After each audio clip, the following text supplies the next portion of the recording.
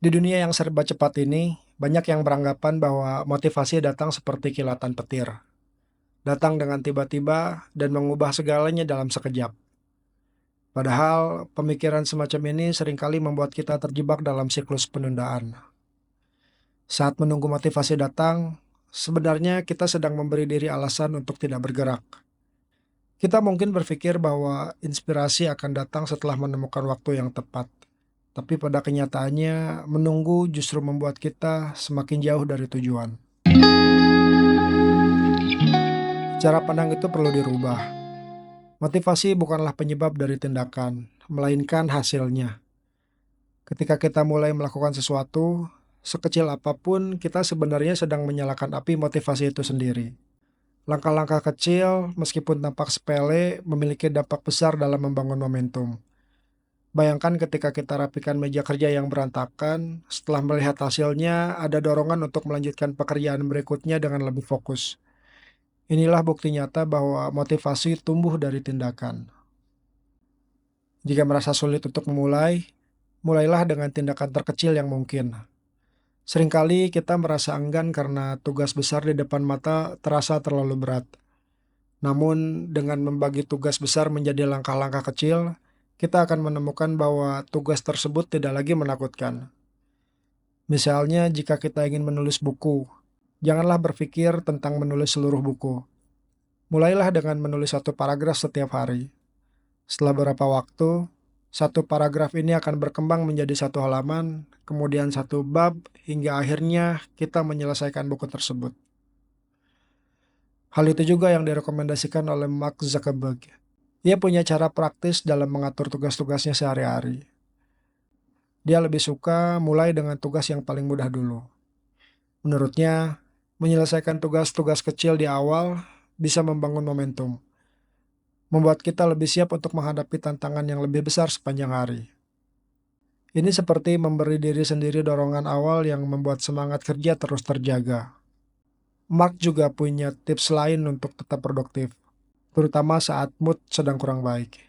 Salah satunya dengan menetapkan tujuan yang jelas dan memecah tugas besar menjadi langkah-langkah kecil yang lebih mudah dikelola.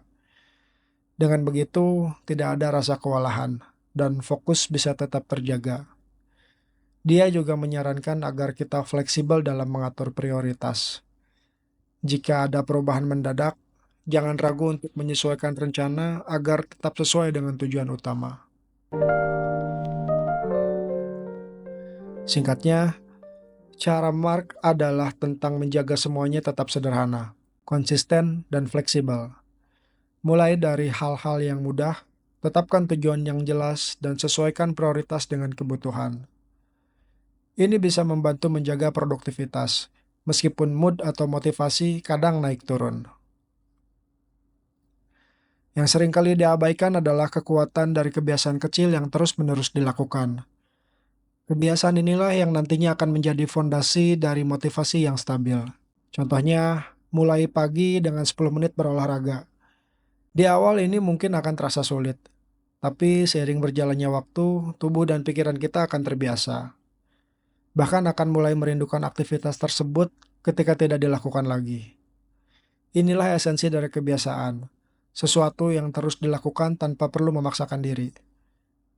Motivasi bukan lagi faktor eksternal, melainkan menjadi bagian dari diri kita yang mendorong untuk terus berkembang.